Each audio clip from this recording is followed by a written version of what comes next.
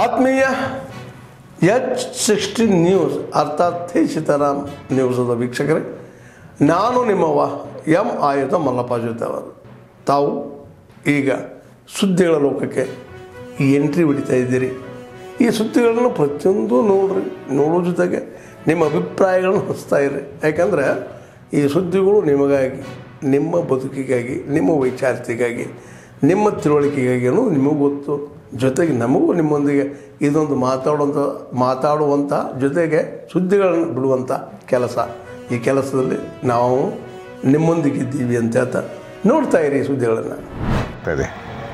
ಈಗ ಅದಕ್ಕೆ ಸಾಕ್ಷಿಯಾಗಿ ಈ ವರ್ಷ ನಾನು ಈ ರೀತಿಯಾದಂಥ ಬ್ಯಾರೇಜ್ಗಳನ್ನು ಕಟ್ಟೋದಕ್ಕೆ 43 ಬ್ಯಾರೇಜ್ಗಳಿಗೆ 50 ಕೋಟಿಯನ್ನು ಕೊಟ್ಟು ಈಗಾಗಲೇ 4-5 ಕಡೆ ಭೂಮಿ ಪೂಜೆ ಮಾಡಿ ಕೆಲಸ ಪ್ರಾರಂಭ ಆಗ್ತಾಯಿದೆ.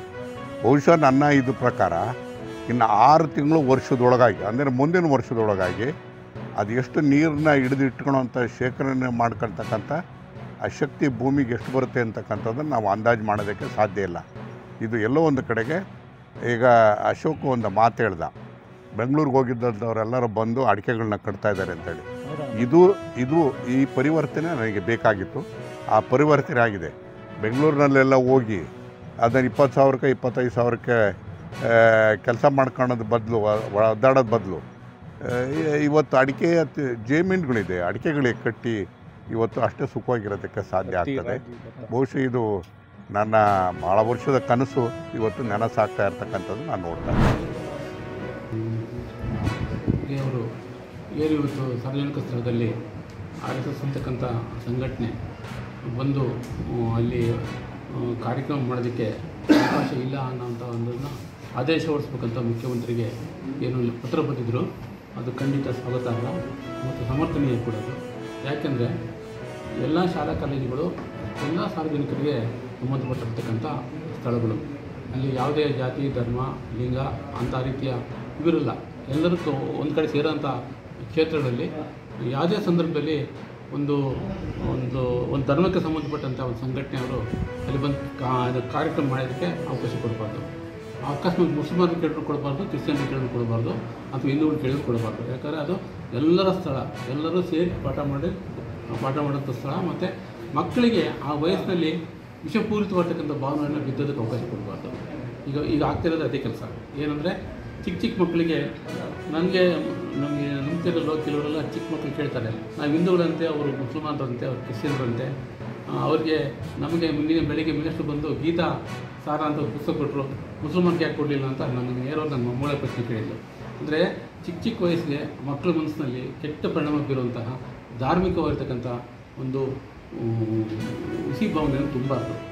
ಮಕ್ಕಳನ್ನ ಕುವೆಂಪು ಅವರು ಹೇಳಿದ ಪ್ರಕಾರ ವಿಶ್ವ ಮಾನವರಾಗಿ ಬೆಳೆಯೋದಕ್ಕೆ ಬೇಕಾಗಿರ್ತಕ್ಕಂಥ ಶೈಕ್ಷಣಿಕ ವಾತಾವರಣವನ್ನು ನಿರ್ಮಾಣ ಮಾಡಬೇಕು ಹೊರತು ಇನ್ನು ಯಾವ ಸಂದರ್ಭದಲ್ಲೂ ಕೂಡ ಧರ್ಮದ ಲೇಪವನ್ನು ಮಕ್ಕಳ ಹತ್ರ ಹಚ್ಚಬಾರ್ದು. ಮತ್ತು ಮಕ್ಕಳಿಗೆ ಆ ಭಾವನೆಯನ್ನು ನೋಡ್ಕೋಬಾರ್ದು. ವಿಶಾಲವಾದ ಮನಸ್ಸು, ಇಡೀ ಜಗತ್ತನ್ನು ಪ್ರೀತಿಸುವಂಥ, ಇಡೀ ಜಗತ್ತಿನ ಹೊಸವೇ ಕುಟುಂಬ ಅಂತ ಒಂದು ಶಬ್ದ ಇದೆ, ಇಡೀ ಜಗತ್ತಿನ ಕುಟುಂಬ ಅಂತ. ಆ ರೀತಿಯ ಮನಸ್ಥಿತಿಯನ್ನು ರೂಪುಗೊಳ್ಳುವಂಥದ್ದು ಶೈಕ್ಷಣಿಕ ಕೇಂದ್ರ. ಆ ಕೇಂದ್ರಗಳು ಆಗಿರೋ ಕಾರಣಕ್ಕೋಸ್ಕರ ಈ ರೀತಿ ಮಾಡಿರ್ತಕ್ಕಂಥದ್ದು ಸರಿಯಾದ ರೀತಿ ಕ್ರಮ. ಅದು ಸರ್ಕಾರಕ್ಕೆ ನಾವು ಈ ವಿಚಾರದಲ್ಲಿ ಅಪ್ರಿಷಿಯೇಟ್ ಮಾಡ್ತೀವಿ. ನಿಮ್ಮ ಹೆಸರು? ಯಾದವ್ ರೆಡ್ಡಿ ಸರ್. ಡೆಸಿಗ್ನೇಷನ್ನು ನಾನೀಗ ಒಂದು ಪಾರ್ಟಿಯಲ್ಲಿ ಇದ್ದೀನಿ, ಸರ್ವೋದಯ ಕರ್ನಾಟಕ ಅಂತ ರೈತ ಪಕ್ಷ ಇದೆ, ಅಲ್ಲಿ ರಾಜ್ಯ ಸಮಿತಿ ಉಪಾಧ್ಯಕ್ಷ.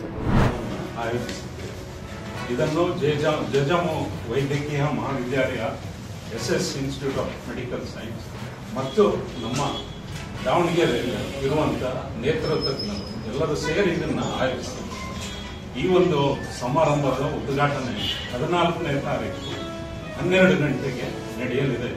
ಡಾಕ್ಟರ್ ಶಾಮನೂರ್ ಶಿವಶಂಕರಪ್ಪನವರ ಆಶೀರ್ವಾದದಿಂದ ನಮ್ಮ ಲೋಕಸಭಾ ಸದಸ್ಯರಾದಂಥ ಮೇಡಮ್ ಡಾಕ್ಟರ್ ಪ್ರಭಾ ಮಲ್ಲಿಕಾರ್ಜುನ್ ಅವರು ಮತ್ತು ನಮ್ಮ ಸಚಿವರಾದಂಥ SS ಮಲ್ಲಿಕಾರ್ಜುನ್ ಅವರು ಬರ್ತಾ ಇದ್ದಾರೆ. ಅವರ ಜೊತೆ ಇನ್ನೊಬ್ಬರು ವಿಶೇಷ ಆಹ್ವಾನಿತರಾಗಿ ಡಾಕ್ಟರ್ ಶ್ರೀನಿವಾಸ್ ಅಂತ ಅವರು ಕೂಡ್ಲಿಗಿ ಚುನಾಯಿತರಾದಂಥ ಶಾಸಕರು.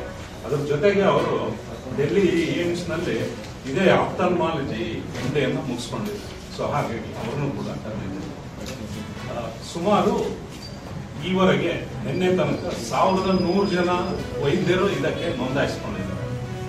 ಇದು ರಾಜ್ಯ ಸಮ್ಮೇಳನ ಆಗಿದ್ರೂ ಕೂಡ ಅಕ್ಕಪಕ್ಕದ ರಾಜ್ಯಗಳಿಂದ ತೆಲಂಗಾಣ, ತಮಿಳುನಾಡು, ಕೇರಳ, ಗೋವಾ, ಮಹಾರಾಷ್ಟ್ರ ಈ 5 ರಾಜ್ಯಗಳಿಂದ ವೈದ್ಯರುಗಳು ಈ ಒಂದು ಸಮ್ಮೇಳನದಲ್ಲಿ ಪ್ರತಿನಿಧಿಗಳಾಗಿ ನೋಂದಾಯಿಸಿಕೊಂಡಿದ್ದಾರೆ.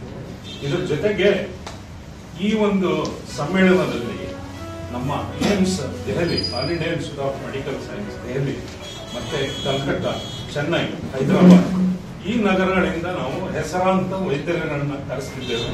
ಅಲ್ಲ, ಈಗ ಮೊನ್ನೆ ಡೆಲ್ಲಿನಲ್ಲಿ ಬ್ಲಾಸ್ಟ್ ಆಗಿ ಸುಮಾರು 13 ಜನ ಜೀವ ಕಳ್ಕೊಂಡಿದ್ದಾರೆ. ಆಮೇಲೆ ಈ ಒಂದು ಟೆರರಿಸ್ಟ್ ಆ್ಯಕ್ಟಿವಿಟಿನ ಅದನ್ನು ಕೂಡ ಕರೆಕ್ಟಾಗಿ ಯಾರ್ಯಾರು ಇನ್ವಾಲ್ವ್ ಆಗಿದ್ದಾರೆ ಅವ್ರ ಮೇಲೆ ಆ್ಯಕ್ಷನ್ ತೊಗೊತೀವಿ ಅಂತ ಪ್ರಧಾನಮಂತ್ರಿಗಳು, ಗೃಹ ಮಂತ್ರಿಗಳು ಕೂಡ ಹೇಳ್ತಾ ಇದ್ದಾರೆ.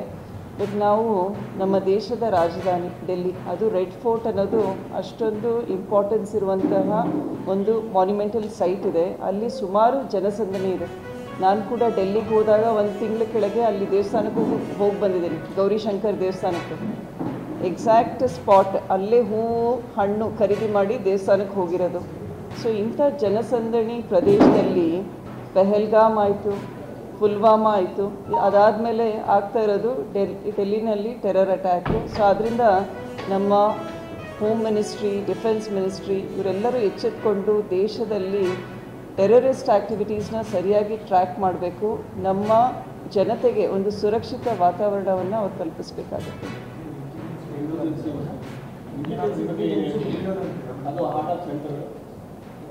ಅಲ್ಲ, ನಿಮಗೇನು ಅನ್ಸುತ್ತೆ? ಆಗ ನಾನು ಹೇಳೋದು ಇಂಟೆಲಿಜೆನ್ಸಿ ಫೇಲ್ಯೂರ್ ಅಂತಾರೆ.